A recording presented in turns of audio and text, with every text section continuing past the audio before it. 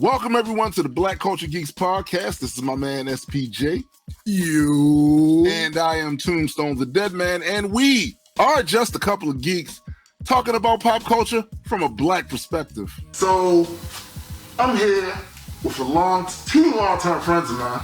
I want them to introduce themselves. I'm Coach Kenny of the Upton Boxing Gym. Y'all know what it is. Coach Calvin, y'all, all day long, y'all. What's happening? Now, here's the thing. Right now, we doing a small segment on the show we have called Black Culture Geeks.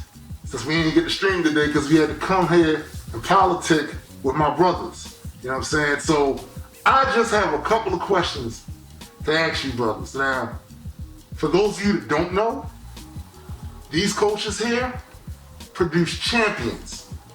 Let's talk about one in particular for a second. Gervonta Davis. But people want to know certain things. I personally want to know a couple of things, and I got just a couple of questions to ask. First of all, how long have you been involved with boxing? Oh man, I've been involved with boxing. I say 2000. Since 2000? Since 2000. Calvin, maybe longer than that, I just don't remember. That's 20 years. Yeah. Listen, I know people, there are people that aren't even, have been alive for 20 years yet, that you've been doing this longer than they've been breathing. That's true. That's crazy. That's crazy. So what inspired you to start the gym and start training inner city kids? Well, I got a friend named Reggie Gross. Reggie Gross was watching me one day in the gym over the city jail, hitting the bag. He said, yo, you can fight. I said, Reggie, you know I've been doing this in the streets and everything. Right. I said, I can kick you, I can punch you, right, stab you, shoot you. Which one? Do you know what I'm saying? He said, man, you should, when you get out, you should box. I said, man, we're gonna be old as all outdoors when we get out of jail, man. And so happened, when Reggie was working with me, when I went and got my time, 10-year sentence, racketeering conspiracy, I met a Dominican. I don't remember his name, and I hope he's still living because I want to thank him. You know, he trained me every day when I was in Fort Dix. Oh, okay. When I was in Fort Dix. And he said the same thing. Yo, you that good, you should go fight. Wow. This joke was crazy, man. I looked young, but I was actually getting up there. So when I got home, my nephew and my son, that's when I started working for Phillips. Mm-hmm. And I bought my first house. They was in the basement practicing. And I tried to get him in the gym. He was great little no hopes before books. So rest was history. I met Mr. Leon Fitzgerald, and I ain't looked back. Wow. So how many kids, you have a number to how many kids you've actually trained? I'm gonna let Kenny answer that. Oh, man.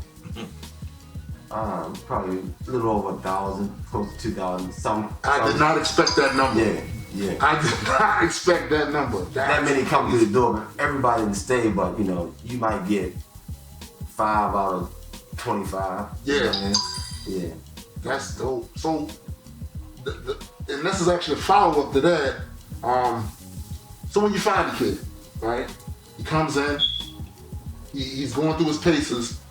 What is it about that kid? What do you observe about that kid to let you know he's serious about boxing? This isn't just a hobby, a way for him to get out. Well, I'm gonna tell you about some of the kids, because you got a lot of kids that come in the door. Some of the parents bring them in there for babysitters. Mm-hmm. I tell them, I ain't no babysitter. Right. For me, dealing with Gervonta Davis Tank, he showed me his dedicated, because he was beating me there sometimes at the gym when I was getting off of work and whatnot. So that's one form that I look, and I always say that the first kid in and the last kid in, that's the kid that might want it the most. Kenny, I don't know what you think, Kenny. You put him in that ring for about a week, and if they keep coming, they know you got something. Yeah, wow. He got a good point there. They know. The first time you get hit, you know if you want to box again. That's real talk. Or you mentioned it. Tomorrow we want to spar, and then all of a sudden 15 kids don't show up because they know they got to spar. Real talk. They're the ones that don't want it. But the ones that show up, they're the ones that want it.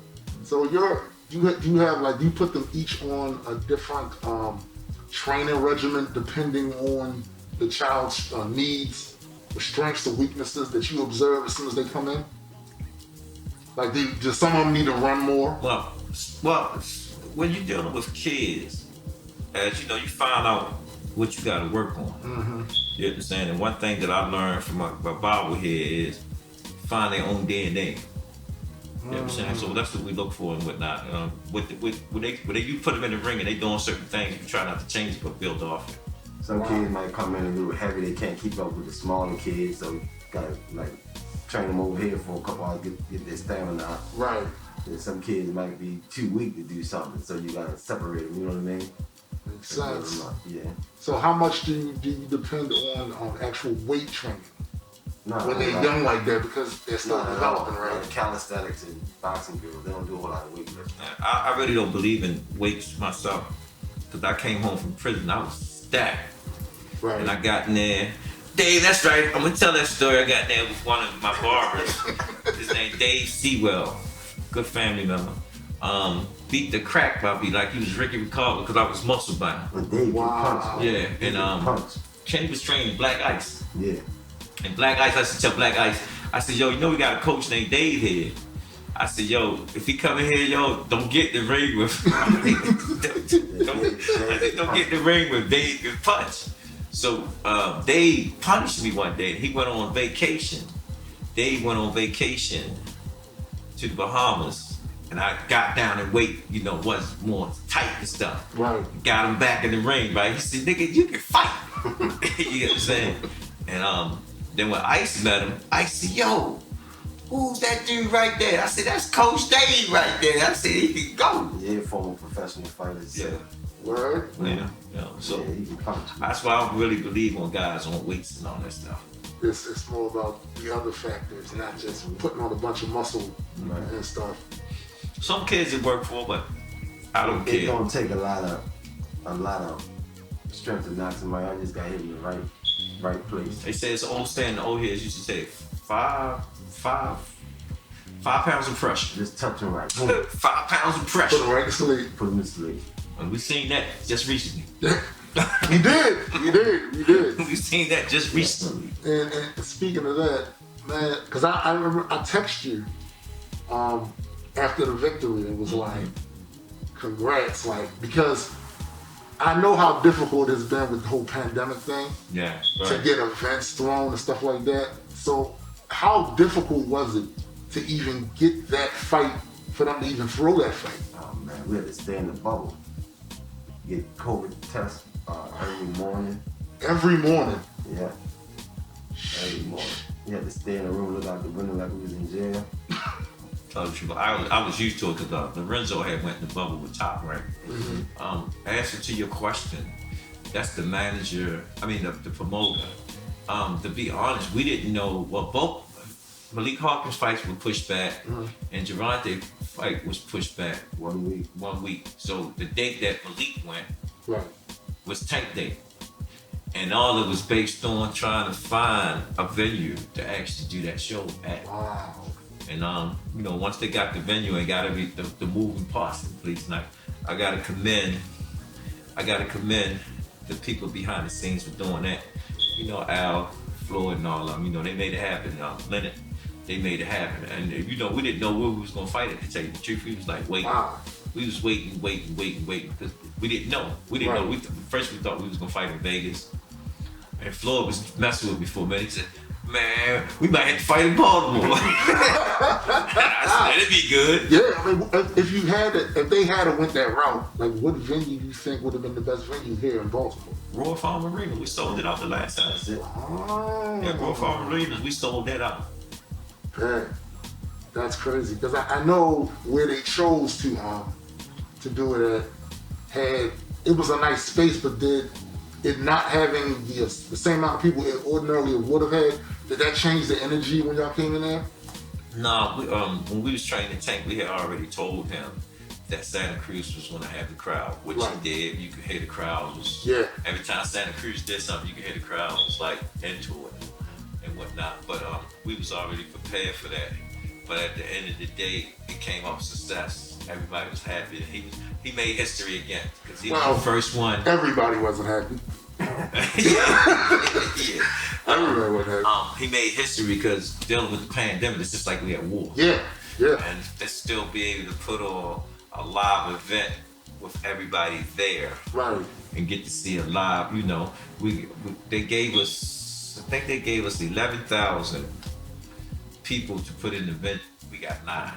We got 9. Wow. 9 actually showed up. Wow. So that's a plus. It is. It is.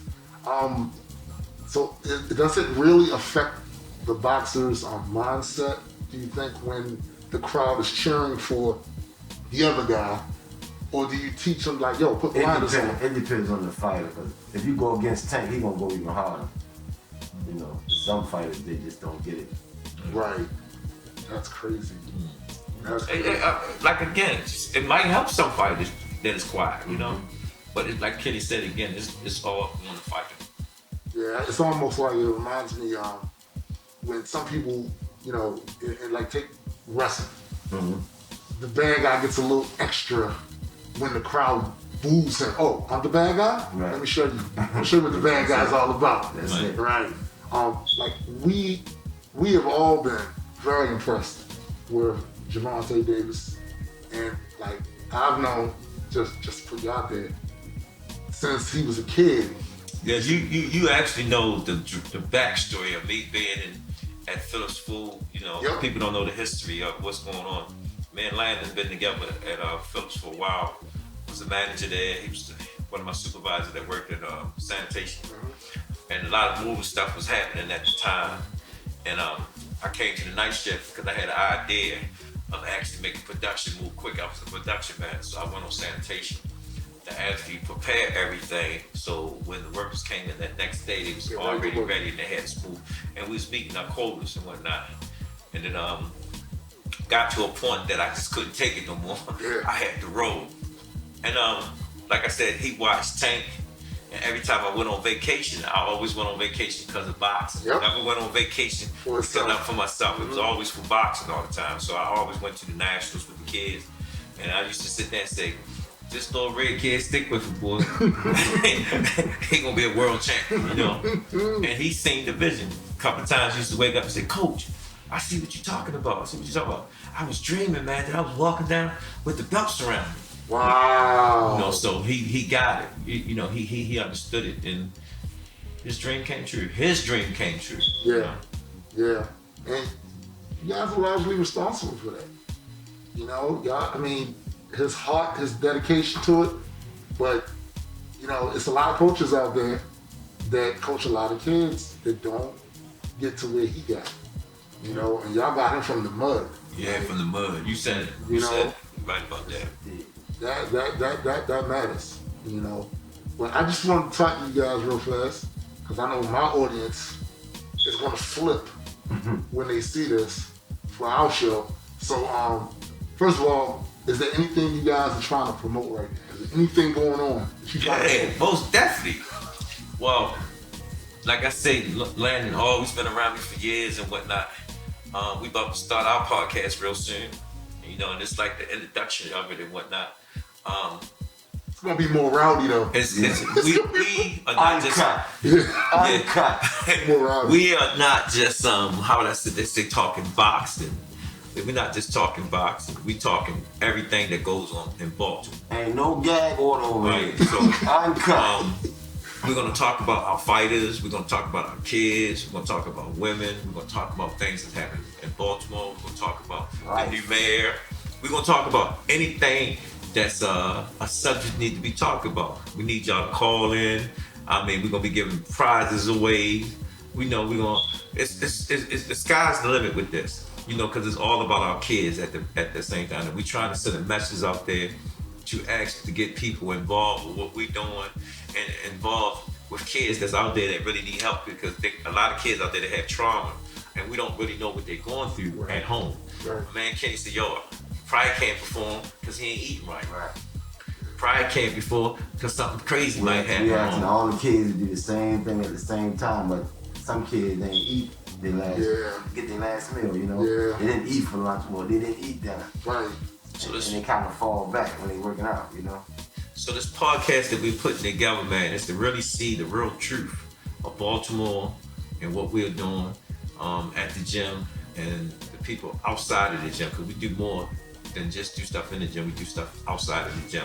and we're gonna have special guests that's coming by, talking about some of the subjects that we are talking about. I just can't wait.